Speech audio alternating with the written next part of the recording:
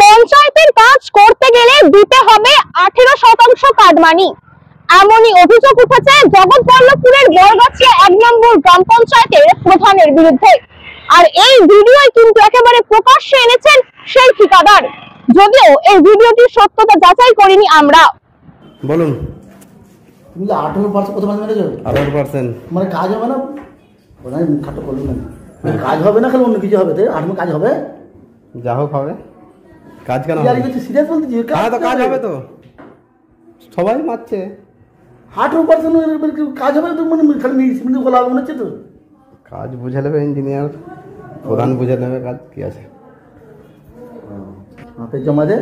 আর 3 লাখ টাকাই তো 30,000 টাকা আমাদের দিকে। 30,000 টাকা প্রধানকে দিকে।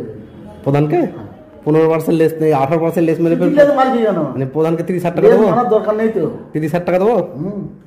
আগে শুনে দিলাম। আর কিন্তু ওই গুঁই গায়ে চলবে না। কাজ যেমন আছে তেমন থাক।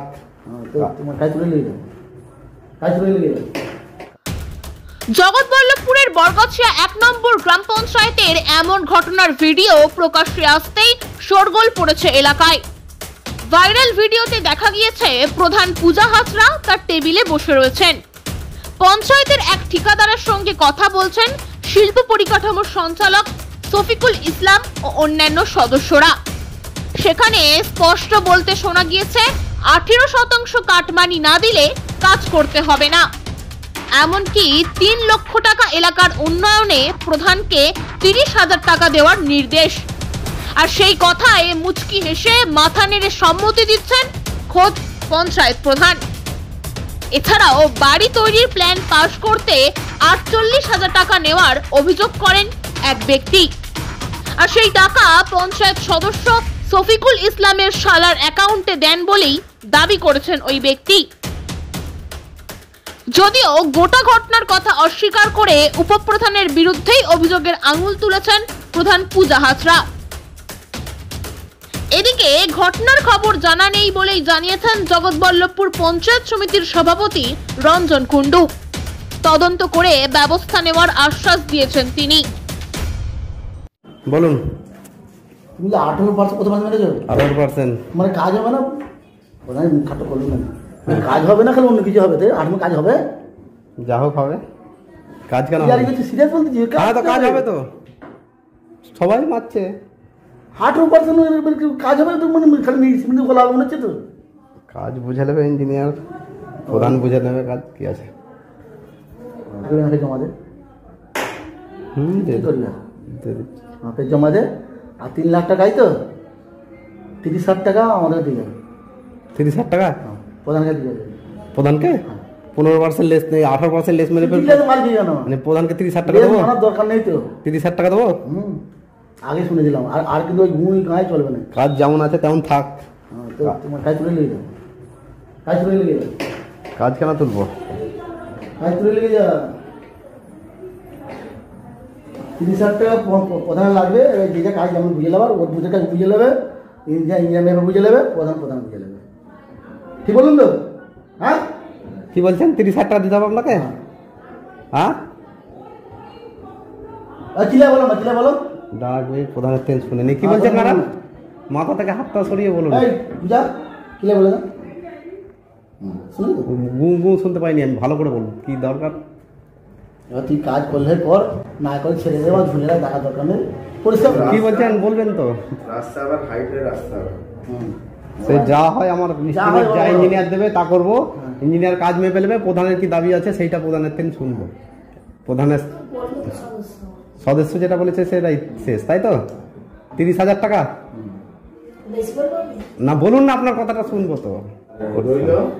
এই যারাই লেস মারতেছে শুধু তুমি বলে নয়, সকলকে ডেকে ওইটাই বলে দেওয়া হচ্ছে তুমি লস করে দেবে কি লাভ করে দেবে আমার দেখার দরকার নেই। আমার কাজ এস্টিমেট অনুযায়ী কাজ চাই, যেমন যা এস্টিমেট হবে আর এইটা দিতেই হবে। এটা না দিলে তোমার ধরো কাজ করে ফেললে পরে হয়তো কোনো ইস্যু হতে পারে কাজ কমপ্লিটের শেষে, ঠিক আছে? যার কারণে খোলামেলা বলে দেওয়া হচ্ছে যাতে বাদ দিকে কেউ না এরকম লেস মেরে। তোমাদের একটা বোর্ডকে কথা বলবো। আমার বলার যেহেতু মানে অনুমতি নেই, তারপরেও বলছি। যেহেতু আমি কন্ট্রাক্টর, আমি পঞ্চায়েতের কোনো সদস্যও নই, আমার কোনো পদও নেই। তোমাদের বোর্ড থেকে ঠিক করার দরকার এটা কি ধরো যেমন আগে ছিল 10% পঞ্চায়েতে ছুঁড়ে ফেলে দিত, পঞ্চায়েত কে কী ভাগ করবে না করবে পঞ্চায়েত করবে।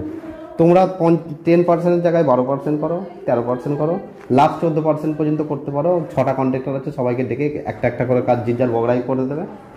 তাহলে শোনো না, তাহলে কী হবে, তুমি আমাকে একটা কাজ বুঝিয়ে দিলে, আমার কাছ থেকে তুমি 14% টাকা বুঝে নিলে, আমি ওইখানে 18% লেস মারবো, মেরে তোমাকে ফের 30,000 টাকা দেবো। মানে কত পার্সেন্ট জানা হচ্ছে? 30% মানে কত টাকা হচ্ছে জানো? এতে কাজও হবে না, আমরা দিতেও পারবো না, কাজও করবো না। 30,000 তো আমি দিতেই পারবো না, আর 30,000 তো আমি দিতেই পারবো না। কোন কন্ট্রাক্টর দিতে পারবে না পারবে তার ব্যাপার। আমি কাজ তুলবো কেন? কাজ তুলতে যাবো আমি? খামখাই তোর কথায় কাজ তুলে নেবো? আমি কাজ কেন তোর কথায়? আমি টাকা দেবো না, কাজ করবো। আমি খামখাই তোর কথায় কাজ তুলে নেবো? হ্যাঁ, তো আমার ছেলে বাইরে থাকে, ওরা ঘর বাড়ি নেই ভেতরে। আমি ঘর করার জন্য প্ল্যান করার জন্য এসেছিল, আমাকে বলছিল এই লাগবে। আমি কোথাও হ্যাঁ বলে, তারপর বলে তাই দিতে এত ডনেশন লাগবে। তারপরে আমি দিতে চাই না, বলে আমি কোথাও পাবো।